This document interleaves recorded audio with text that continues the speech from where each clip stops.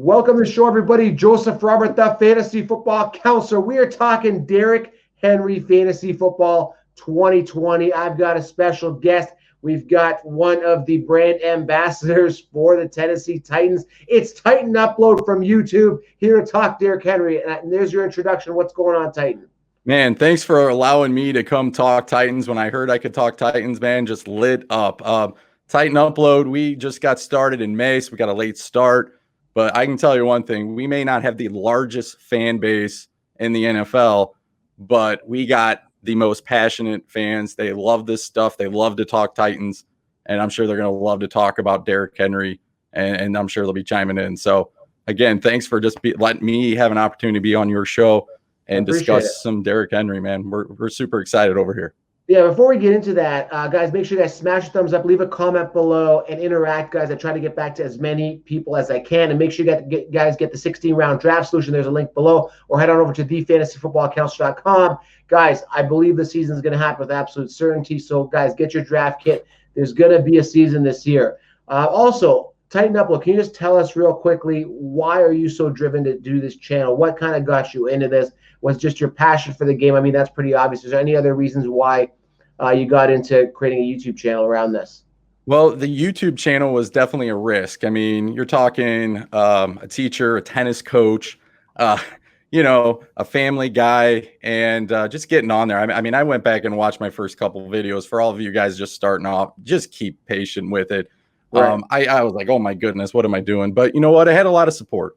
And again, I mentioned the Titan fans are very passionate. They kind of accepted me with welcome arms, and the subscriber count went up, and they are continuing to be very, very active. We do a lot of live stuff on Sunday nights, and they're, like I said, they're just super passionate. And we've been 9-7 the last 4 seasons, and there's not a lot of Titan love around the national community, and I think you would agree with that. So for us, we just love the opportunity to get on here and talk Titans. I was born in Houston, Texas, by the way, so huge Oiler fan, moved to Illinois, and that's where I'm at. And a season ticket holder, 2015. We kind of bought in, got really good seats for a very cheap price, and it's a 7-hour drive. But you know what? They're worth it, and my whole family, we embrace it. We love it. Yeah, perfect. No, good backstory there. So let's talk about Derrick Henry. Now, last year, the fantasy football mainstream rankings, the consensus, which I call the consensus. Everyone's learning this term now. If you're starting to get on my show, you got to learn the term consensus, because here with the counselor, hopefully your fans are the same. We go lion mentality. We don't do what the mainstream does, right? If you want to succeed in anything, you got to think outside the box. So Derrick Henry, off everybody's radar last year, 2020 fantasy football, everybody's riding his dick now. He had 303 attempts last season, okay? Number 1 in attempts. Number 1 in rushing, 1,540 rushing yards, 5.1 yards per carry, 16 rushing touchdowns. The guy's a beast. And I saw this because, again, I watched this stuff, his training before the season started. He was talking to Eddie George. Eddie George says, listen, you got to get paid. You got to get incentivized. In order to do that, you got to impose your will on defenders. You're a beast. And he was a beast. I've watched him in high school, whatever, college. He was just a beast, one of the biggest running backs and strongest. So he actually proved what he's capable of. So my first question to you is this going to continue? Is this tear, is this reign going to continue on for 2020 fantasy football for Derrick Henry? Well, let's just get one thing out of the way. I mean, you're a fantasy guy. I mean, you do a lot of stuff, and I admire all your hard work and passion. Thank you. But can you start the same guy in your fantasy football team at 2 different positions? That's the question I have for you. Can you start the same guy at 2 different positions in fantasy football? I mean, I know the answer, but the all-pro team, Derrick Henry had legitimate number 1 rusher. You saw what he did towards the back end of the season, especially. And this guy made 2nd team all-pro. McCaffrey gets 2 spots on the first team, keeps Derrick Henry. And the question and this is where the passion comes in with being from the Titans here, from our perspective, because we don't get a lot of love nationally.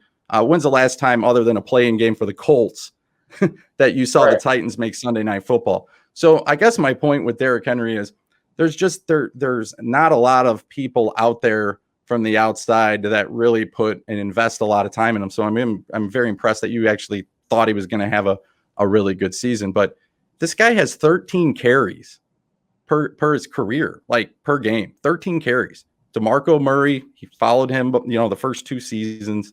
Poor guy went to he went to college in the offseason during his second year, and the coach of the Titans called him out on it during a press conference, which was malarkey at the time, which you don't do. And then they tried to trade him last year. A lot of people don't know this. John Robinson, general manager of the Titans, actually wanted to try to trade him around the deadline. And I don't know what he was asking. I don't know, like, there was much interaction.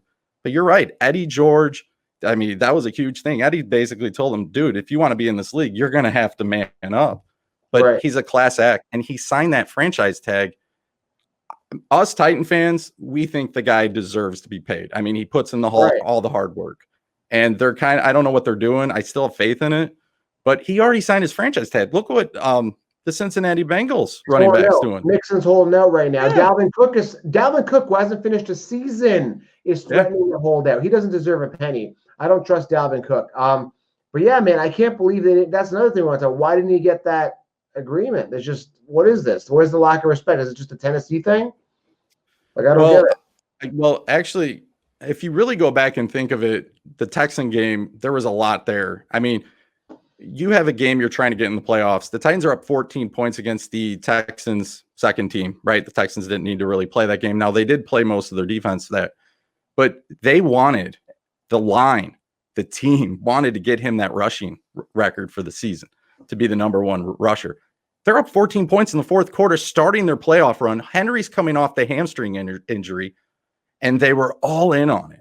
I think that was the ploy right there from the Titans that said, you know what, we may have made a mistake from you, like Vrabel.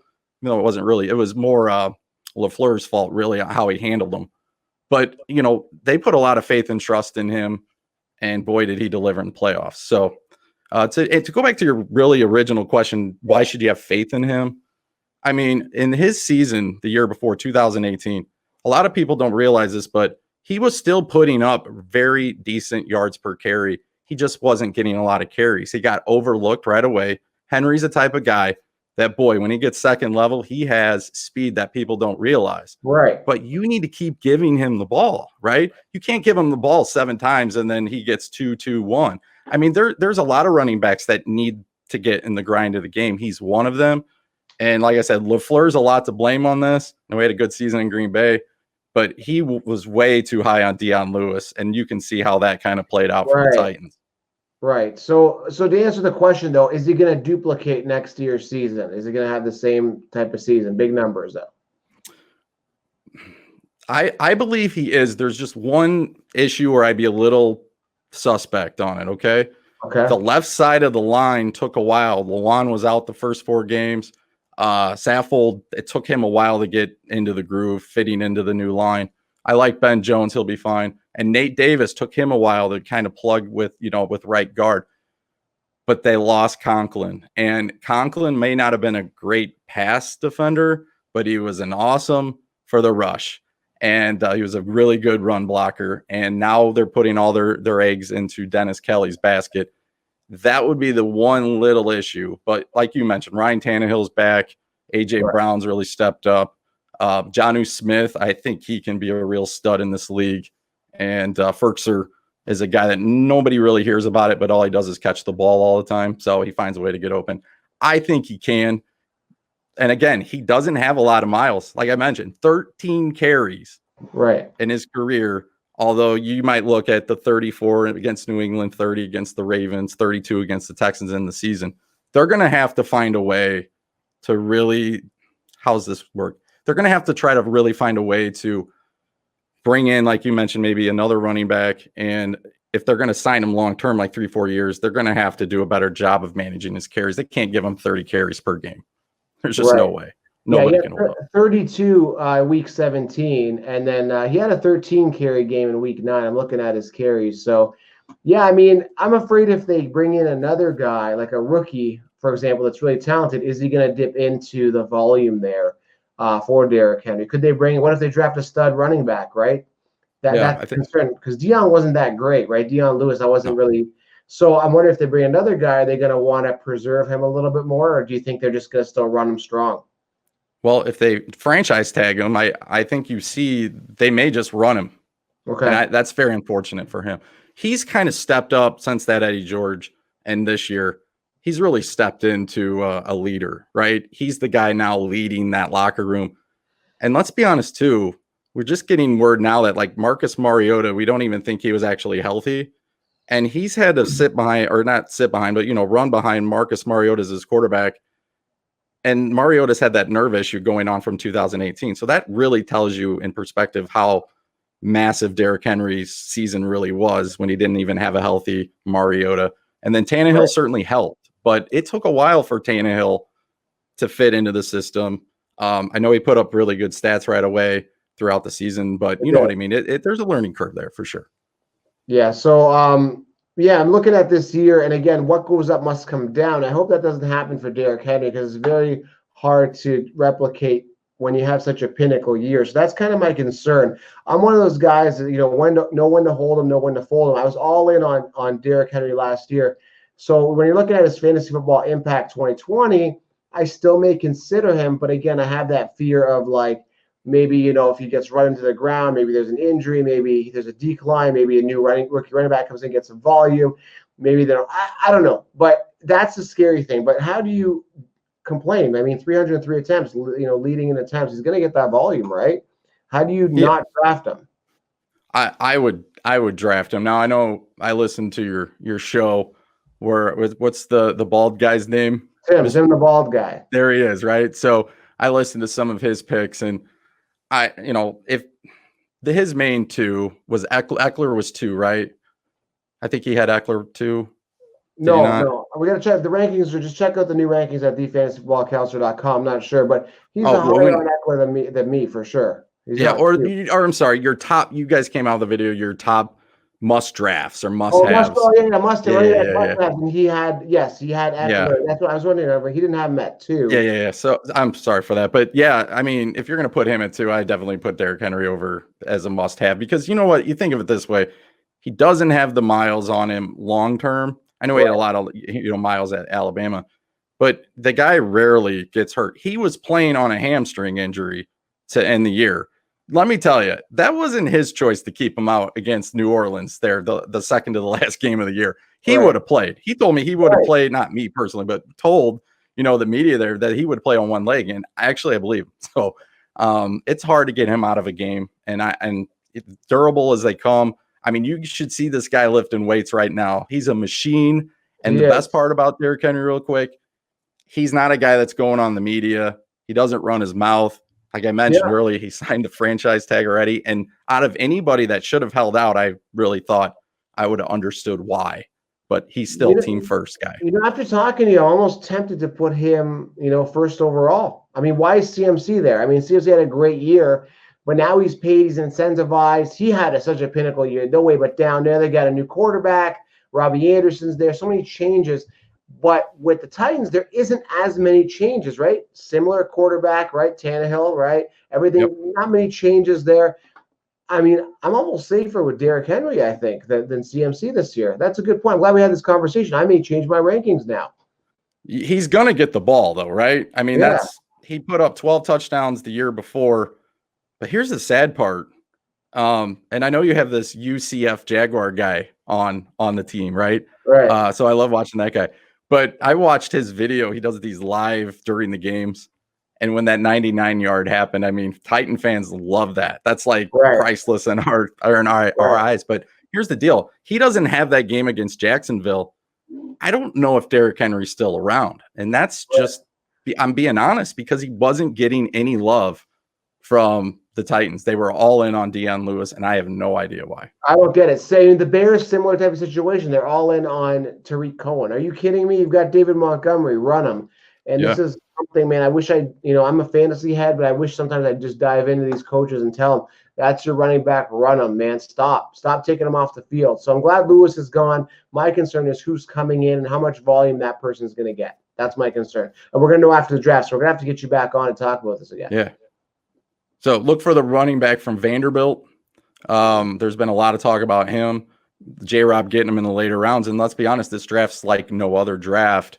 And J-Rob loves those smaller market teams. Vandy doesn't really get a lot of love. And they don't overly do very well in the SEC either.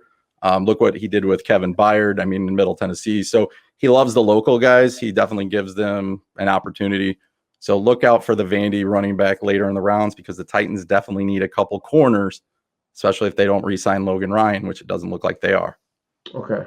No, good insight, man. So you're drafting Derrick Henry. You've kind of persuaded me almost to put him higher in my rankings now, because again, I'm one of those people like, know when to hold and when to fold them type thing. And I can't believe right now that people are actually considering Dalvin Cook over Derrick Henry. It's absolutely insane. But yeah, I love Derrick Henry going into the season. And I just want to touch on real quick, wide receivers. Is Corey Davis going to be coming back? Is he the wide receiver too? They're going to address wide receiver in the draft, because that's going to possibly impact, because we don't want to see stacked box against Henry. We want to see more distractions at the wide receiver. So is there going to be another wide receiver other than A.J. Brown that's going to distract people? Well, they need one, okay? Yeah. And the reason why is you can see when the Titans struggle, it's bump and run coverage. They put a lot of pressure off the line of scrimmage. And I love A.J. Brown, right? And he's young, and I think he's going to even get better. But him going against Lattimore from the Saints, I mean, I think he might have caught the ball one time. If you're a true number one, you don't catch the ball one time against the corner. And Corey Davis just goes missing every once in a while. Yeah, I don't know. He came good at he looked good out of college. Like, this guy could be a potential study. He hasn't done anything yet. Maybe it was a Mariota thing. I'm not sure, but it's just crazy. I would have expected more. I'll be honest with you. Met Corey Davis at his camp last year. Amazing dude. I know he's working hard. I can tell you. He's working hard. He grew up probably about an hour and a half from where I live, in the suburbs of Chicago. So I know he can do it, and he's always been overlooked in his career. But I'll tell you up front, they are not picking up that fifth-year option for him. I mean, you're not going to pay him $15.8 million. No. So, but they are looking for a receiver. And if you go and look at the past of the Titans with Conklin and how they treated that situation, they didn't pick up his offer. And honestly, I think Conklin had a really good season. J-Rob had other ideas, went with the cheaper Kelly. I think that might be the fate for Corey Davis, and he is my favorite Titan currently. So that pains me to say that. Yeah. No, A.J. Brown looking for a big year out of him, man. I'm excited about the Titans this year. I never thought I'd say that, because I've been a Colts fan kind of growing up, watched Peyton Manning, and I watched Andrew Luck, and now I'm more of a fantasy fan, so I don't really cheer for anybody but my fantasy team. So, but I'm excited. It's going to be a good season. And Derrick Henry, guys, draft him, and Titan Upload here joining us. Is there anything else you want to say about Derrick Henry that we should be aware about going this season? I got a real quick cool story. If you want to know, like, the guy doesn't get he'll get more attention this year. I think the Titans do get one Sunday night game. I'm calling it Titans Ravens at Baltimore. That will be on Sunday Night Football. I have a really strong feeling about that one. But here's the thing. For those of you that don't like Derrick Henry, do you want to play Derrick Henry? Your favorite team, do you want to play him? Because you can ask the Ravens that, you can ask the Patriots that. I mean, they had a winter storm Henry that weekend they played. And oh, by the way, we're getting a winter storm tonight and tomorrow, 5 to 7 inches for around the Chicago area tomorrow, which is just crazy in April, right? So I really think when you look at Derrick Henry and what he brings, he had his best game, Jaguars, that Thursday Night Football, the 99-yard touchdown. He had another one for like 56, or he was just insane. He's going for his 5th touchdown. Okay, his 5th touchdown of the game. He comes out. Vrabel's like, what? And they kind of asked him after the game, and Henry said, well, he was getting a lot of touches. He wanted to get Deion Lewis involved in the game. I mean, that just shows you, though, the type of guy. He's always team first. They tried really hard. Rich Eisen this summer, they really poked a lot of holes. They got him to say the Elliott floor thing for his contract, and he didn't really mean it that way. The national media was all over it. But, if you follow Derrick Henry locally, and, he's one of a kind. He really is. So expect big things from Derrick Henry. Nice and he don't fumble. He don't fumble, really. 3 fumbles in his career. And I yelled at him. I yelled at him the day he sat out for those fantasy playoffs, and I don't think it was his fault, but I went on. I don't know if you saw that on my Instagram. I don't know if you follow my page, but I literally went and yelled at him, and he didn't block me. So he's a nice guy. And then a week later, I said I loved him, and hopefully he's okay with that. But, yeah, super nice, quiet guy, and, nothing but respect for him. So, yeah, Derrick Henry will be on my radar. I may have to change my rankings, like I said, after this conversation. And, yeah, man, thank you for coming on. Guys, everybody, leave a comment below. Make sure, how do they find you? Just Titan Upload on YouTube? Yeah, they can just search me at Titan Upload on Twitter, Titan Upload 27. The T and the L are capitalized. And I'm also on Facebook. They can find me there. But yeah, I love to be. I'm really excited to be a part of this. So All good right. things ahead. Good I things ahead. appreciate you coming on. And guys, leave a thumbs up. Let me know. Are you drafting Derrick Henry before Christian McCaffrey? Because I may consider doing it.